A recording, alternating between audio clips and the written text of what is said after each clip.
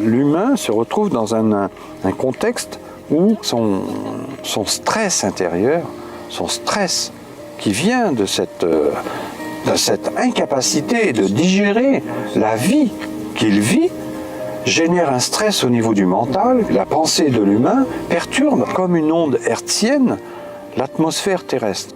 On a aussi bien un pouvoir de perturbation, mais aussi un pouvoir de réharmonisation. Donc on a intérêt à prendre conscience de nos pensées si on veut réhabiliter et prendre en compte le contexte dans lequel on se trouve et le réharmoniser. La pensée a un pouvoir créateur harmonisant qui est très très important, qu'on a ce pouvoir-là. Mais c'est vraiment une pensée qui doit venir du cœur et non du mental. Donc le mental est l'élément qui a perturbé tout ça. On a mis le mental à la place du cœur, alors que c'est le cœur qui décide et le mental qui exécute. Quand on rentre dans les écoles dès le début, on va faire en sorte que l'éducation nationale puisse vraiment intégrer sa doctrine de façon à ce que chacun devienne, à l'aide entre autres des vaccinations, des bons moutons qui vont tous dans le même sens, à condition que naturellement on rentre dans le rang, c'est-à-dire que la pensée unique qui nous est enseignée soit bien intégrée pour surtout pas regarder un petit peu à côté. Et on ne sait jamais, ça pourrait déranger. C'est comme ça qu'on a, depuis quand même un siècle et demi, on va dire, transformé l'humain avec un état souverain de soi en humain avec le moi-groupe. C'est-à-dire on ramène l'humain au règne animal. On lui enlève sa capacité d'être souverain, c'est-à-dire de penser pour lui-même et par lui-même, mais avec une vision globale des choses.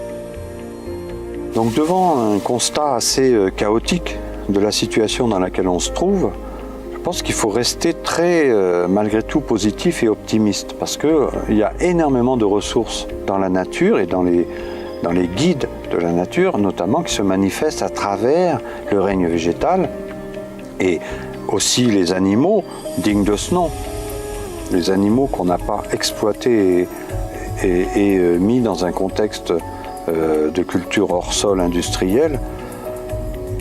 On a ce pouvoir de recréer des liens avec la nature. L'âme est une entité spirituelle qui vient chercher des informations qui lui manquent pour être finie, pour être remplie totalement, comme un livre qu'on écrit ou comme un vase qu'on remplit. Le mal-être est toujours synonyme d'ignorance de notre âme. Qu'est-ce que j'ai besoin pour vivre? Qu'est-ce qui nourrit mon âme? Alors au vu du fonctionnement énergétique du corps humain, et dans la mesure où l'âme est venue chercher des informations qui lui manquent, on peut se poser la question, où va-t-elle trouver ces informations? Donc c'est vrai, ce qui nourrit vraiment notre âme, c'est par exemple le rire d'un enfant, le parfum d'une rose, l'eau d'un ruisseau, une source qui coule, la beauté d'un soleil levant, la goutte de rosée, etc. etc. Il n'y a que l'embarras du choix pour comprendre ce qui nourrit notre âme. Il ne faut pas oublier que la joie est la nourriture de la terre, c'est-à-dire qu'à chaque fois qu'on ressent un phénomène de joie, on va nourrir l'ensemble de notre environnement terrien. Et si la conscience de la joie se répandait sur Terre à la place de la conscience de la guerre, peut-être que ça modifierait très rapidement le climat, c'est-à-dire l'atmosphère. Quand on dit qu'il y a une atmosphère, eh bien l'atmosphère terrestre n'est peut-être pas en ce moment l'atmosphère joyeuse.